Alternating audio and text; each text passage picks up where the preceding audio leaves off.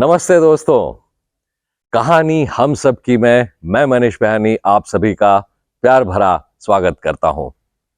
दोस्तों, हमारे बहुत सारे वीडियोस में आप लोगों ने इतने सारे कमेंट किए हैं, हमें इतने सारे कॉल्स आए हैं, हमें इतने सारे मैसेजेस आए हैं और इन सब के लिए आप सभी लोगों का बहुत बहुत शुक्रिया। ऐसे ही प्यार बनाए रखना, ऐसे ही कमेंट करते रहना, क्योंकि आपके कमेंट और आपके प्यार से हमारा बहुत हौसला बढ़ जाता है। तो दोस्तों, आज का ये जो एपिसोड है ये रियल लाइफ हीरोज के ऊपर फिर एक बार है। आज हम आपको मिलाने जा रहे हैं एक बहुत ही दिलचस्प इंसान से, जिनको हम पिछले कुछ सालों से जानते हैं। जब हम लाइफ आर्किटेक्ट्स इंडिया के कई सारे प्रोजेक्ट्स पर काम कर रहे थे तो हमें कैब्स की जरूरत होती थी, और जिन्होंने हमें हेल्प की वहां पर, जिन्होंने अपनी कैब्स हमें सप्लाई की, आज हम आपको उन्हीं से मिलवाने जा रहे हैं। जब हम उनके साथ ट्रैवल करते थे तो उन्होंने कई कहानियां हमारे साथ शेयर की और हमें यह लगा कि ये सारी कहानियां आप तक पहुंचनी चाहिए, और इसीलिए हमें बहुत खुशी है आपको उनसे मिलाते हुए। आइए मिलते हैं धर्मराज मिश्रा जी से। मिश्रा जी, आपका स्वागत है। बहुत खुशी हमें आपको यहां हमारे चैनल पर बुला करके। आइए मिश्रा जी।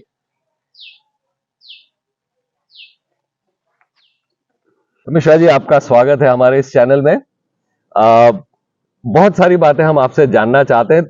शुरुआत करते हैं आपके बचपन से। तो आप हमारे दर्शकों को बताइए कि आप कहां से बिलोंग करते हैं और आपका बचपन कैसा रहा। सर, मैं प्रतापगढ़ डिस्ट्रिक्ट पट्टी तहसील थाना आसपुर देवसरा ग्राम धौरहरा अच्छा से बिलोंग करता हूँ। अच्छा। हमारा बचपन तो बहुत शरारती था। अच्छा। हम बहुत शरारत करते थे, बच्चों लोग के साथ मारा मारी ये अरे सब। बाप रे। लेकिन अभी फिर जैसा उम्र के हिसाब से बढ़ते गया वैसा शरारत कम होते गई। तो ये बच्चों के साथ मारामारी करना वगैरह और क्या शरारत कब की है जो आपको लगता है कि आपको हमेशा याद रही। ऐसा कि किसी के गांव में तो खेतियां बहुत सारी होती हैं, किसी के खेत में से गन्ना उखाड़ लेना, किसी का मैंगो तोड़ लेना। ओहो, ये सब शरारतियां होती थी। तो आपके परिवार में कौन कौन है? मेरी मम्मी थी, मेरे फादर थे और उनके मेरे फादर के 2 बड़े भाई थे। अच्छा। और आपके भाई बहन? मेरे 4 भाई हैं, 2 बहन हैं। अच्छा अच्छा। तो कभी उन्होंने रोका नहीं आपको शरारतें करने से? लेकिन अभी बचपन का जीवन ऐसा ही होता है कि कितना भी कोई रोकता है तो शरारत तो रुकती नहीं है। सही बात है। और क्योंकि अपने ऊपर किसी प्रकार का बोझ नहीं रहता है, वजन नहीं रहता है, जी जी। तो वहां तो अपने को मस्ती कर पढ़ाई लिखाई कहाँ तक हुई? 10 तक पढ़ा हूँ मैं। अच्छा, उसके बाद आगे पढ़ाई नहीं, तो उसके बाद मैं एक गरीब परिवार से था, पढ़ने लिखने में थोड़ा पैसे के लिए असमर्थ हो गया। अच्छा। नहीं तो मेरी तो बहुत बड़ी शौक थी पढ़ने के लिए। ओह, अच्छा अच्छा अच्छा। जी, आपने कहा 10वीं तक आपने पढ़ाई की और आगे आप और पढ़ना चाहते थे, तो क्या पढ़ाई करना चाहते थे आप आगे? सर, मेरी सबसे बड़ी शौक थी मैं एक आर्मी का सिपाही बनूंगा। ओह, अच्छा। लेकिन पैसे के तंगी से मैं कुछ नहीं बन पाया, और 10वीं के बाद घर वाले ने पैसे दिए 11वीं में एडमिशन कराने के लिए। अच्छा। तो मैं घर के छिप के बॉम्बे भाग के आ गया। ओह, तो आप अब बॉम्बे कब आए? आया मैं 93 में दिसंबर में आया। आपकी उम्र क्या रही होगी उस वक्त? 18 के करीब में रही। अच्छा, 18 साल के आस। तो ये सोच कहाँ से आई मिश्रा जी कि आप गांव छोड़कर यहाँ मुंबई आ जाए? ये सोच कहाँ से आई? सर, लोगों की बड़ी बड़ी सुनता था, बॉम्बे में गया हूँ मैं, ये बन गया, मैं बड़ा आदमी बन गया, तो मैं भी बोला चलो बॉम्बे ऐसे महानगरी में चल के हम भी अपनी नसीब ट्राई करते हैं। ओह, तो मुझे ये बताइए मिश्रा जी कि जब आप बॉम्बे आए पहली बार, तो उस वक्त कैसा रहा आपका? वो समय कैसा था? क्या किया आपने जैसे मुंबई आए? सर, मैं जब बॉम्बे आया तो मैं पहली बार दादर स्टेशन पे उतरा। अच्छा।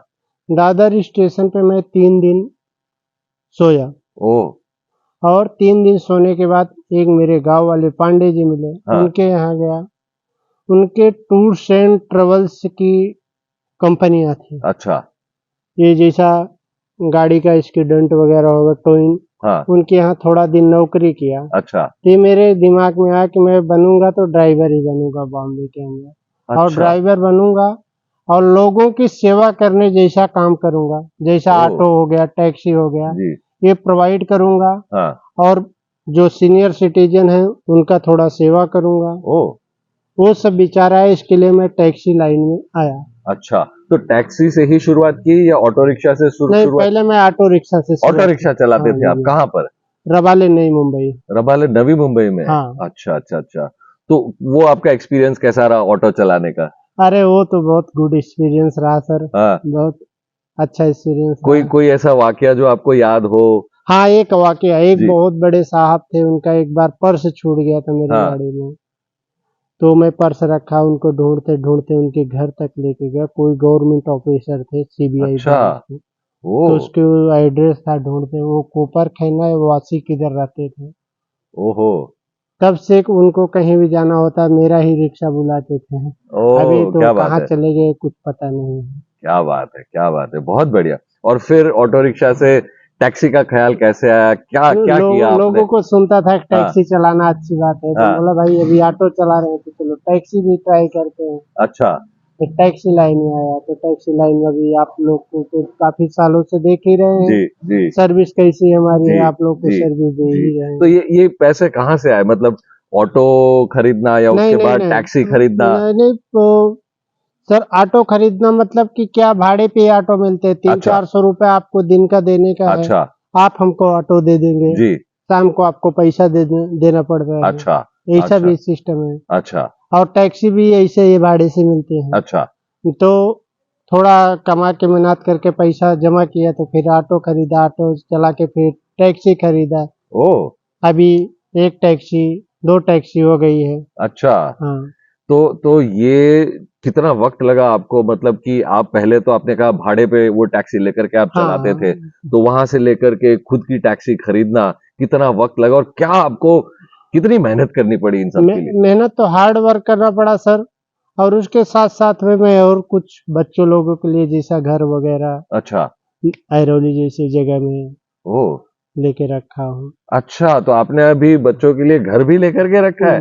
दोस्तों, ये कहानी आप देखिए कहाँ से शुरुआत हुई कि एक इंसान मुंबई आते हैं बिना किसी सपोर्ट के, कोई नहीं यहाँ पर, सिर्फ किसी एक इंसान को जानते थे और वहां से लेकर के ऑटो चलाना, भाड़े पे लेकर के वहां से अपनी टैक्सी और वहां से फिर बच्चों के लिए घर भी बनाना।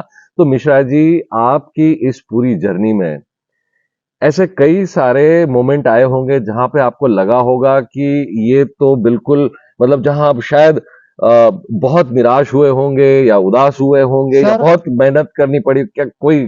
मैं चैलेंज करके काम करता था। अच्छा। मेरे को काम करना है तो करना है, अच्छा। कितना भी बड़ा चैलेंज हो, मैं चैलेंज काम आज भी करता हूँ, पहले भी करता था। ओ। तो आपका डेली रूटीन कैसा रहता था मिश्रा जी? सुबह निकलने का, रात को घर आने का। कितने बजे सुबह निकलते थे आप?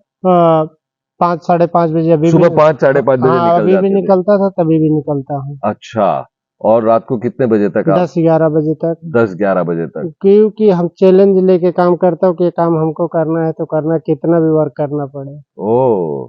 अच्छा अच्छा अच्छा हाँ। अच्छा। तो मिश्रा जी, ये जो आपकी जर्नी रही रिक्शा से टैक्सी, और कई बार हमने देखा है लोगों के जीवन में बहुत कठिनाइयां आती है कोई भी काम करने हम लगते हैं तब। तो आपके जीवन में भी क्या ऐसी कठिनाइयां आई? हाँ, कठिनाई आई है सर। क्या कठिनाइयां आई थी? सर देखिए, मैं जब मुंबई जैसा सिटी में आया तो अपने पैरों पे खड़ा होने लगा, तो किसी के भाड़े पे रूम पे रात को ना पैसा होने के नाते मेरे फैमिली के साथ रूम के बाहर निकाल दिया हो। ओह। फिर हम रोड पे जाके या स्टेशन पे जाके रात भर बिताए फैमिली हैं के साथ? फैमिली के साथ। ओहो हो। अच्छा। ऐसी भी मेरे साथ में कठिनाई आई। कितने दिनों तक आपको ये करना पड़ा? 1 या 2 दिन, फिर उसके बाद मेरे थोड़ा रिलेटिव रहते थे उनके अच्छा। यहाँ। फिर मैंने ये चैलेंज लिया कि मुंबई जैसे सिटी में अपना खुद का घर होना चाहिए तो होना चाहिए। अच्छा। हाँ। तो फिर उस घर को पाने के लिए कोई आपने टारगेट रखा होगा कि दिन का इतना पैसा कमाना है, यस या यस यस। क्या टारगेट रखा था आपने? आप ये टारगेट रखा था एवरी डे मेरे को 500 बचाना है तो बचाना है घर के ओके। लिए। अच्छा। हाँ, उसके बाद जो है घर के खर्चा, बच्चों का खर्चा। हाँ। ओके। हम्म, तो उस तरह। हमको कितना भी घंटा काम करना पड़े हम, लेकिन 500 रुपया बचाना है तो बचाना है। अच्छा। और मिश्रा जी, आपने ये भी कहा कि हर बार जो आपके कस्टमर हैं वो आप ही को बुलाते थे, तो ऐसी ऐसी क्या खास बात थी जिससे सर आप क्या करते थे जिससे कस्टमर आप सर ही को बुलाते हैं? ऐसा है कि सर्विस के ऊपर होता है ये जी चीज, जी अपना व्यवहार और सर्विस के ऊपर होता जी है। जी हमारी गुड सर्विस आपको लगती है तो आप भी हमको बुलाते जी हैं। जी। गुड सर्विस देंगे तो कोई भी कस्टमर हमको ही लाइक करेगा। तो ये जो अच्छी सर्विस आप बोलते हो, क्या एग्जैक्टली आप करते हो? सर अच्छी सर्विस में जैसा कस्टमर है हाँ। उनके घर पे गया, उनके टैक्सियों में लगेज वगैरह है, ओके। हेल्प कर दिया, जी या बुजुर्ग आदमी है उनका हेल्प कर दिया, जी जी तो बोलेंगे आदमी अच्छा है। जी जी। और मैंने एक बार आपके बारे में सुना भी था और मैंने खुद भी एक्सपीरियंस किया कि आप वक्त के बड़े पंक्चुअल है, तो ये कहाँ से आया और इसका क्या कोई सर इसमें रोल प्ले करता है? नहीं, तो वक्त पे मैं इसलिए पंचुअल हूँ कि मेरी एक सोच है, जी हमारे वजह से हमारे कस्टमर को तकलीफ ना हो। जी जी जी हमारे वजह से हमारे कस्टमर या किसी भाई के कस्टमर को तकलीफ ना हो। जी। अगर उनका टाइम है 10 o'clock तो हम 9:50 को उनको रिपोर्ट करते हैं आज भी। अच्छा। हाँ ओके। बहुत बढ़िया। और अच्छे मोमेंट क्या रहे आपके जीवन में? जैसे ये सारे तो चलिए स्ट्रगल हुई कि आपको स्टेशन पे रुकना पड़ा और ये सारी चीजें। अच्छे मोमेंट मेरे यही रहे कि मैं रोली जैसी जगह में घर लिया, ओके। वो सबसे बड़ी मेरी अभी खुशी। अभी आपके बच्चे क्या करते हैं? अभी मेरे बच्चे छोटे हैं सर। छोटे हैं, स्कूल में पढ़ाई हाँ, करते हैं? स्कूल में पढ़ाई अच्छा, कौन से स्टैंडर्ड में पढ़ रहे हैं? कर, बड़ा वाला दूसरी में है, छोटा वाला केजी में है। अच्छा। ओके। तो मिश्रा जी, अगर आपकी ये जो कहानी है, इससे अगर आप हमारे दर्शकों को कोई संदेश देना चाहें हम्म, कि जीवन में सफलता प्राप्त करने के लिए क्या करना चाहिए, या आप जब आपके जीवन को पीछे मुड़कर देखें तो आपने आपके ही जीवन से क्या सीखा है? सर मेरे जीवन से मैं एक बहुत बड़ी चीज सीखा। हाँ। सबसे पहली हाँ। सीख ईमानदारी, अच्छा। दूसरी चीज झूठ नहीं बोलना, राइट। और तीसरी चीज किसी को देख के परेशान ना करना, ना परेशान होना। अच्छा। हाँ थोड़ा सा और इसको विस्तार में बताएं कि सबसे आपने कहा किसी को देख करके ना परेशान होना या किसी को परेशान ना करना, थोड़ा खुलकर और बताएं क्या इसमें ये कि सोच है? जैसा है कि मैं बिजनेस कर रहा हूँ, जी आप भी बिजनेस कर रहे हैं, जी मेरी अच्छी बिजनेस है, आपकी अच्छी बिजनेस है, जी।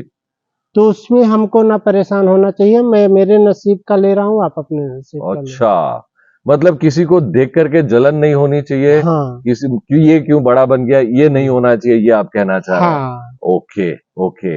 और ये जो आपने कहा झूठ नहीं बोलना, ईमानदारी रखना, तो क्या ऐसा होता है, ऐसे लोग होते हैं जो कस्टमर के साथ झूठ बोले या ईमानदारी ना करें, क्या होता है ये? होते हैं, अच्छा। होते हैं। 80 में 20 मिलेंगे ऐसे आदमी, अच्छा।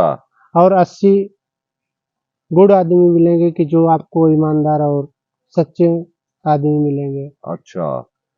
तो मिश्रा जी, अब आगे के लिए आपका क्या गोल है, क्या टारगेट है, क्या बस करना मेरा चाहते हैं? आगे के लिए यही चीज है कि आपके आशीर्वाद से मेरे सब कुछ है, जो कुछ आज है। जी। मेरे दोनों बच्चे पढ़े, कोई अच्छी पोस्ट पे रहे। क्या बस बनाना चाहते हैं बच्चों को? बड़े बच्चे को तो मैं सीए बनाना चाहता क्या हूँ, बात है! छोटे बच्चे को पायलट। अरे वाह! बहुत बढ़िया, बहुत बढ़िया। उसके लिए मेरे को कितना भी वर्क करना पड़े मैं करने के लिए तैयार हूँ। क्या बात है मिश्रा। तो ये तो मिश्रा जी पर्सनल लाइफ की बात हो गई, लेकिन आपका ये जो बिजनेस है कैब सर्विस। कैब सर्विस का, उसको आप कैसे बढ़ाते हो, क्या करते हो उसको बढ़ाने के लिए? सर ये हमारा कैब सर्विस है, हम लोग एक छोटा सा ग्रुप के जरिए व्हाट्सएप जगत में है, वो अच्छा। ग्रुप के जरिए अपने बिजनेस बढ़ाते हैं। अच्छा। क्योंकि सबसे पहले मेरी थिंकिंग है, मेरे कैब ड्राइवर भाइयों की थिंकिंग, हमारी कार नीट एंड क्लीन होनी चाहिए। बिल्कुल बिल्कुल। दूसरी थिंकिंग, गाड़ी में कस्टमर को किसी प्रकार की तकलीफ नहीं होनी जी चाहिए। जी। और तीसरी चीज, गाड़ी बिल और मेंटेनेंस होनी चाहिए। सही बात है, सही ये बात है। 3 चीज हम पकड़ के अपनी बिजनेस बढ़ाते हैं। अच्छा। हाँ, अच्छा। और जो कस्टमर हमारे लोग हमारे या हमारे भाइयों की कैब यूज करते हैं, वो दोबारा ना ओला यूज करते हैं, ना यूबर यूज करते हैं, ना मेरी यूज करते हैं। अच्छा। पर्सनली कांटेक्ट करते हैं।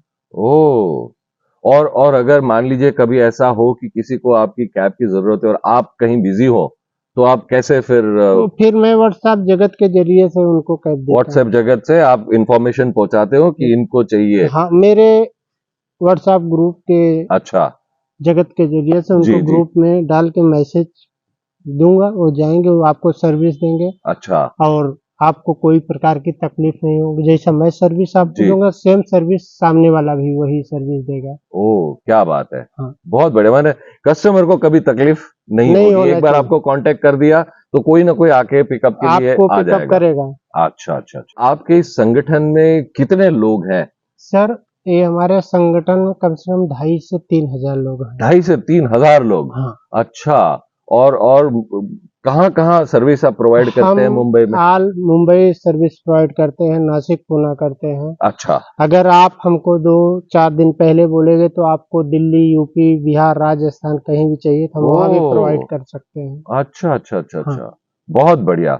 चलिए, तो मतलब हमारे दर्शकों को भी कभी किसी चीज की जरूरत हो तो आपको कांटेक्ट वो जरूर कर सर, पाएंगे। इसके लिए आपका बहुत बड़ा स्वागत है। बिल्कुल बिल्कुल। मिश्रा जी, फाइनली कई सारे लोग गांव से मुंबई आते हैं बहुत सारे सपने लेकर के, और हर इंसान कुछ ना कुछ बन पाता है ये जरूरी नहीं है, लेकिन सपने जरूर होते हैं।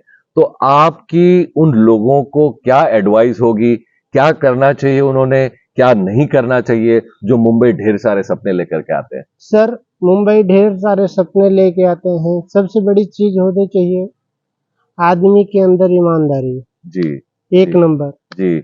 दूसरी चीज, आदमी लाइफ में नहीं झूठ बोलेगा तो ऑटोमेटिक ऊपर निकल जाएगा। अच्छा, ठीक है। तीसरी चीज, कभी किसी से गलत व्यवहार मत रखो, जलनशील मत रखो जी कि ये आदमी ऊपर जा रहा है, मैं पीछे रह जी गया। जी जी।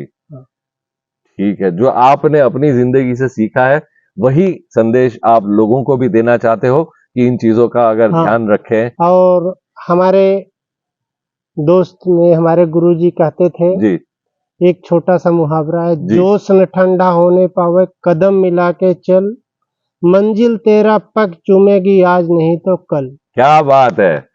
बहुत बढ़िया मिश्रा जी।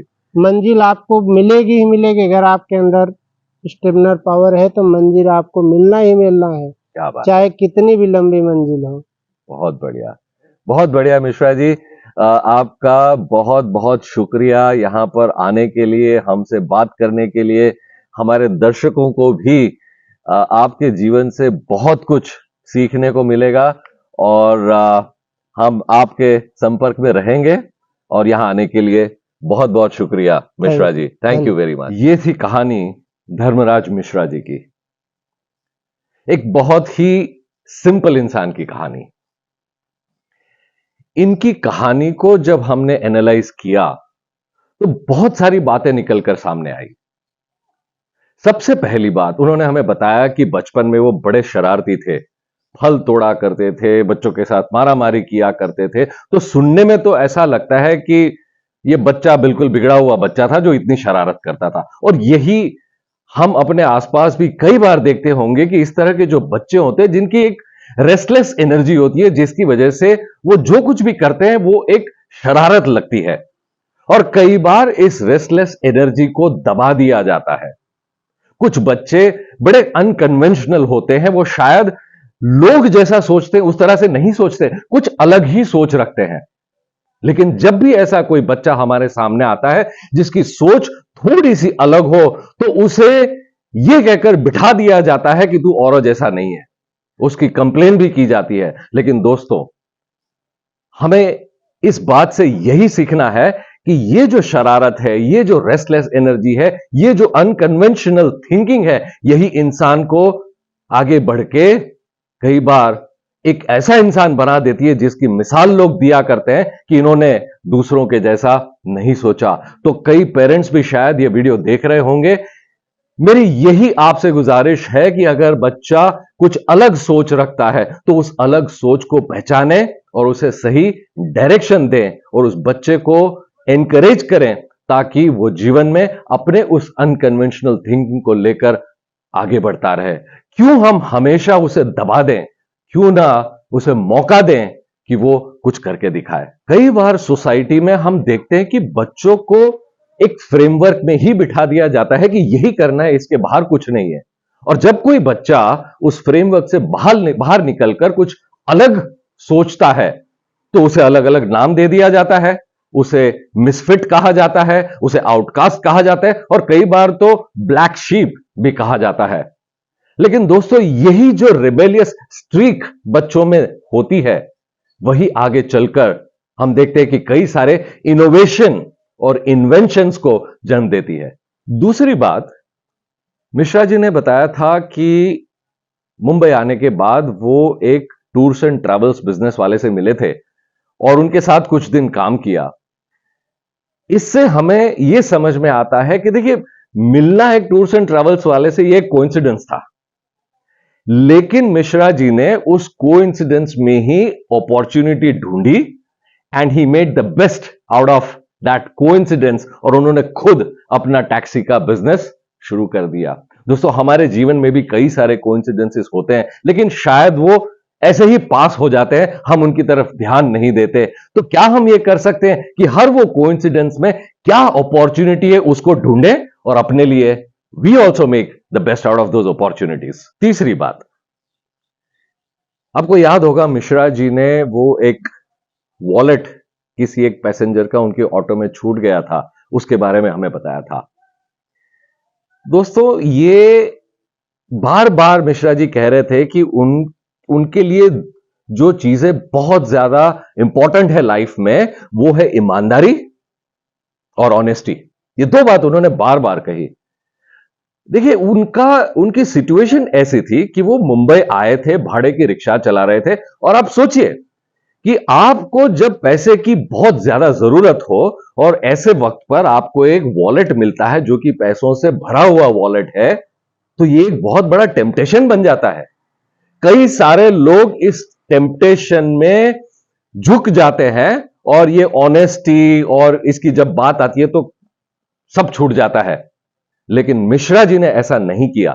मिश्रा जी ने वो बटुआ लेकर के उनके पास गए, उनका घर ढूंढा जो उसमें एड्रेस वगैरह बटुए में लिखा हुआ था और जा करके उन्हें वो रिटर्न कर दिया। दोस्तों, हम सबकी लाइफ में भी ऐसे कई सारे टेम्पटेशंस आते हैं जहां हम शायद एक शॉर्टकट ले लें या शायद हम कुछ गलत तरीके से कुछ अचीव करने की कोशिश करें, लेकिन जो मिश्रा जी हमको सिखा रहे हैं वो यही है कि ऐसे वक्त पर भी let us not fall prey to these temptations. और दोस्तों, ऐसा होता है। एक छोटा सा किस्सा आपको बताता हूं। मेरी ही एक कलीग, जिनका बैग जिसके अंदर लैपटॉप और कई सारे और डॉक्यूमेंट्स रखे हुए थे और वो ऑटो में छूट गई थी और वो ऑटो वाला चला गया और वो बैग कभी वापस नहीं आई। हालांकि उसके अंदर सारी वो डिटेल्स थी जिनसे वो पता कर सकते थे कि वो कहां रहती है, क्या उनका नंबर है, सारा कुछ मिल सकता था। तो सीख यही लेनी है दोस्तों कि अगर जीवन में आगे बढ़ना है तो सच्चाई और ईमानदारी इसका साथ हमें नहीं छोड़ना चाहिए। असली हीरो वही होता है जो अनफेयर मीन्स से लाइफ में आगे नहीं बढ़ता और इस टेम्पटेशंस के आगे झुकता नहीं है। चौथी बात, मिश्रा जी ने अपने बिजनेस को एक बहुत ही छोटे पैमाने पर शुरू किया।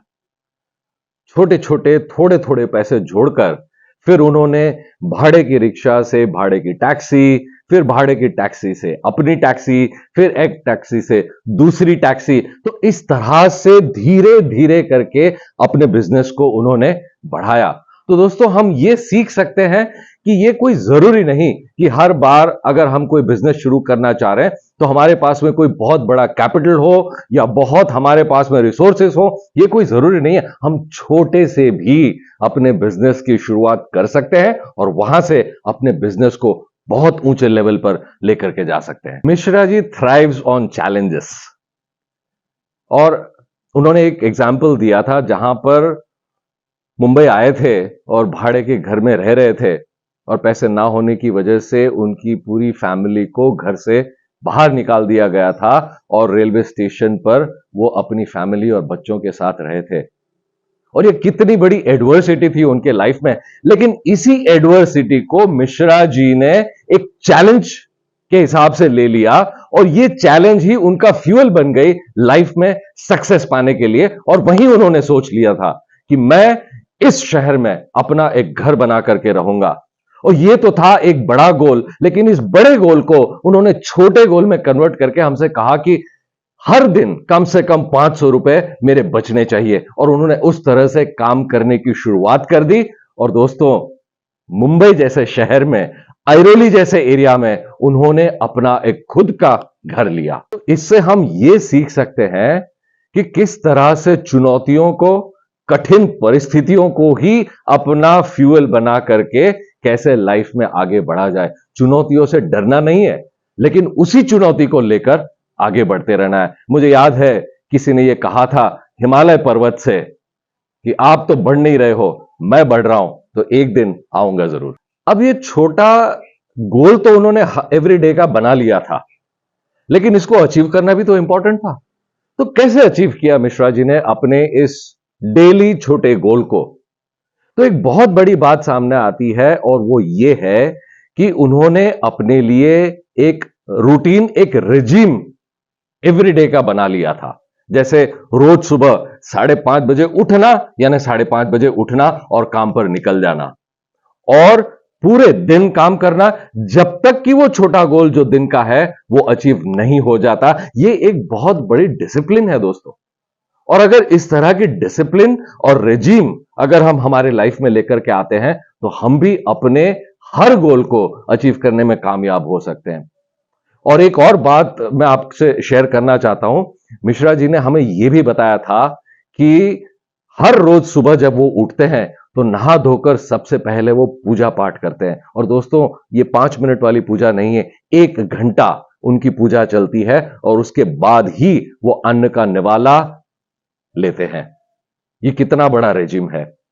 ये तो हुई काम की बात, लेकिन इसके साथ साथ जैसे हम एक वर्ड बहुत यूज करते हैं और आप लोग इससे रिलेट करोगे, जिसे हम वर्क लाइफ बैलेंस कहते हैं।